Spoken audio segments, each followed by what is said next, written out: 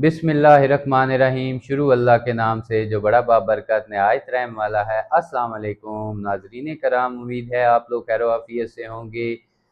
आज हम डिस्कस करने वाले हैं कि अगर आपने किसी दोस्त, रिश्तेदार या किसी कारोबारी शनासा को अपनी मेहनत की कमाई उधार दी या किसी कारोबार में इन्वेस्टमेंट की, अब वक्त आने पर वो शख्स आपके पैसे वापस नहीं कर रहा, आप बार बार राब्ता करते हैं लेकिन आगे से कभी झूठे वादे, कभी बहाने और कभी साफ इनकार मिलता है। ऐसे में हमारे ज़हन में सबसे पहला ख्याल क्या आता है कि हमें फौरन थाने जाकर उसके खिलाफ एफआईआर दर्ज करवा देते हैं। लेकिन क्या कानून वाकई ही हर लेन देन के मामले पर एफआईआर की इजाज़त देता है? क्या पैसे वापस ना करना एक जुर्म है या ये सिर्फ एक सिविल डिस्प्यूट है? बहुत से लोग हर पैसों के डिस्प्यूट को फ्रॉड समझ लेते हैं, हालांकि पाकिस्तानी कानून के मुताबिक हर अनपेड रकम हर क्रिमिनल केस नहीं बन सकता। आज की इस तफसीली वीडियो में हम समझेंगे कि सिविल और क्रिमिनल लाइबिलिटी में क्या डिफरेंस है, पुलिस कब एफआईआर दर्ज कर सकती है और आला अदालतें ऐसे केसेस को किस नज़र से देखती हैं। पाकिस्तानी कानून में पैसे वापस ना करने के मामलात को नॉर्मली सिविल डिस्प्यूट और क्रिमिनल ऑफेंसेस में तकसीम किया जाता है। अगर मामला सिर्फ कर्ज का हो, कारोबारी लेन देन का हो, पेमेंट डिफॉल्ट या बिजनेस में नुकसान का हो तो कानून उसे एक सिविल मैटर कंसीडर करता है। लेकिन अगर रकम लेते वक्त शुरू ही से नीयत में खोट हो, धोखाधड़ी शामिल हो या डिसऑनेस्ट इंटेंशन मौजूद हो तो फिर ये एक क्रिमिनल केस बन जाता है। तो आए पहले सिविल मैटर को समझते हैं। फर्ज करें आपने अपने किसी दोस्त को 5 लाख रुपए उधार दिए कि वो 2 माह बाद वापस कर देगा।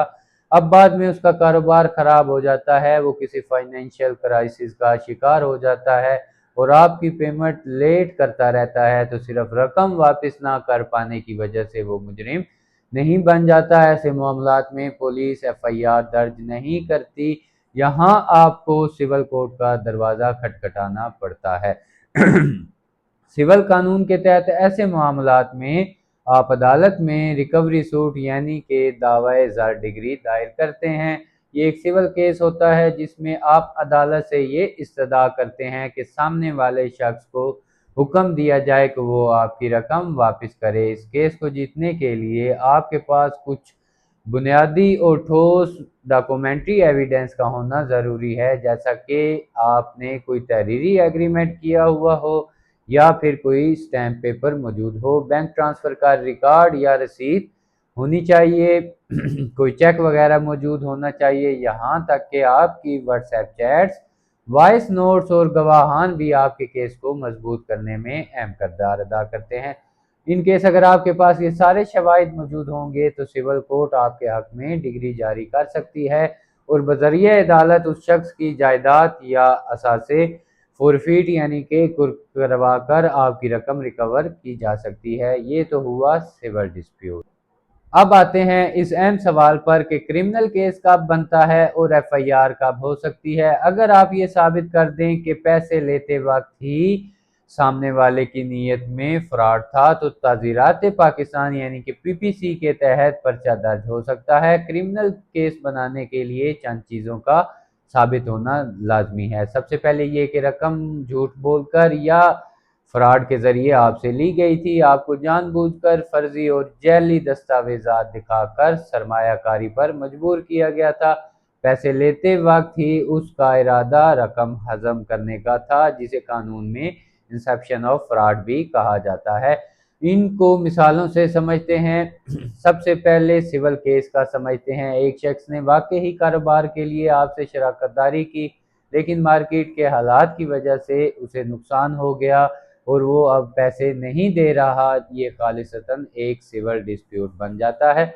लेकिन क्रिमिनल केस में एक शख्स ने एक फर्जी और जल इन्वेस्टमेंट स्कीम बनाई, लोगों को झूठे मुनाफे का लालच दिया गया, आपसे लाखों रुपए वसूल किए और अगले दिन दफ्तर बंद करके डिसअपेयर हो जाता है। ये सरासर चीटिंग और फ्रॉड है जिस पर पुलिस फौरी एफआईआर दर्ज करने की पाबंद होती है। हमारी आला अदालतें बार बार अपने फैसलों में ये कह चुकी हैं कि सिर्फ रकम की अदम अदायगी पर हर मामले को क्रिमिनल कलर नहीं दिया जा सकता, क्योंकि अक्सर लोग सिविल रिकवरी के तवील तरीक़े कार से बचने और मुखालिफ फरीक पर दबाव डालने के लिए पुलिस का सहारा ले लेते हैं, जिसकी अदालतें हौसला शिकनी करती हैं। यहाँ एक और इंतहाई अहम और प्रैक्टिकल नुक्ता समझें, जो कि डिसऑनर ऑफ चेक का मामला है। अगर सामने वाले शख्स ने आपको रकम की अदायगी के लिए कोई चेक दिया था और वो बैंक से कैश नहीं हुआ बल्कि डिसऑनर हो चुका है, तो यहाँ आपको एक बहुत बड़ा कानूनी फायदा मिलता है। इस सूरत हाल में आपके पास सिविल और क्रिमिनल दोनों रास्ते एक साथ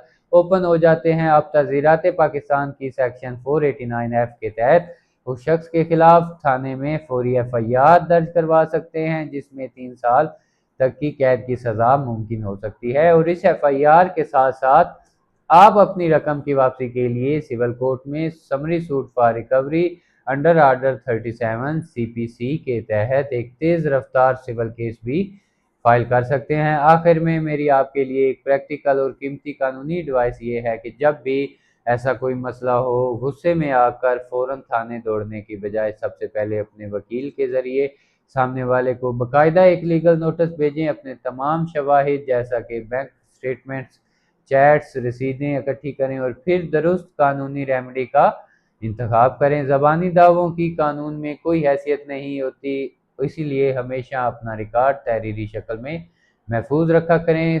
सिंपली अगर हम बात करें, हर वो शख्स जो आपको पैसे नहीं दे रहा वो मुजरिम नहीं होता, असल लकीर आपकी इंटेंशन खींचती है। अगर पेमेंट डिस्प्यूट है तो सिविल कोर्ट जाएं, और अगर शुरू से फराड था तो FIR का रास्ता इख्तियार करें।